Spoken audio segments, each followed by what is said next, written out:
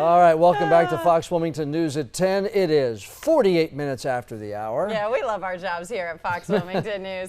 All right, it's time to take a look about what you've been talking about online. And what everybody is talking about right now. Ryan P.C. Trimble breaking it all down. Ryan? Hey, Ryan.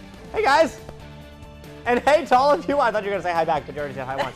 Anyway, it seems You said that hi first. Okay, I promise I look so small next to this. It doesn't matter.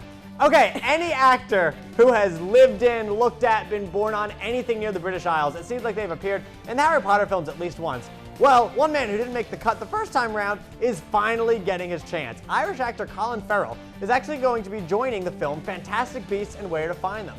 Now, the movie is not a prequel or a sequel to the original Potter films, but rather a separate series that actually just takes place in the same world. Now, he's going to play a wizard called Graves that the main character, Newt Scamander, meets on a trip to New York City. Scamander is played by Eddie Redmayne, who you may know from his roles in Les Mis or The Theory of Everything.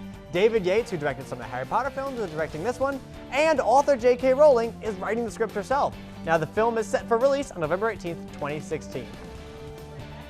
I am very stoked for that.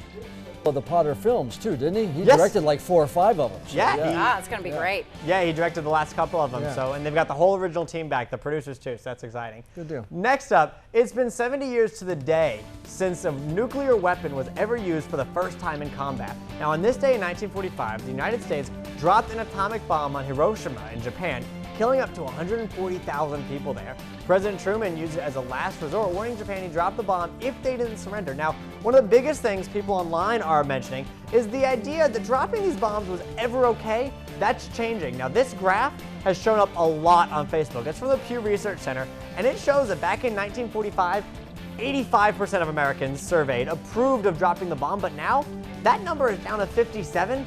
And only 56% think it was even justified in the first place. So it's sort of, you can see how as you go through history, you have a new look on things. Lastly, whether you use a car or a bike or a scooter to get around, if you're on a public road, you are going to see a stoplight. Well, as long as you weren't driving before this day in 1914, I mean, because today is another anniversary. It's the 101st anniversary of the first electric traffic signal, and Google is celebrating that with its Google Doodle. Now, it was installed in Cleveland on August 5th, 1914. In the past, police officers had direct cars from the center of the highway, which of course was dangerous. But now drivers just had to watch to see the light change from green to red. Now, it actually wasn't the first traffic light ever. England used to use manual gas-operated lights for a while, but they kept exploding, so they stopped doing that. Yeah. Well, that would be dangerous. 100 years of the stoplight. Yes, yeah. I know there are some stoplights in Wilmington. It seems like 100 years by the time it changes from red Right. to green. In some Oh, areas. yeah, but There good it job, is. John. He'll Yeah. be all week. You're so right, though, yeah. All right. Good stuff, Ryan. Thanks, man. Thank you. All right. We're back in a moment.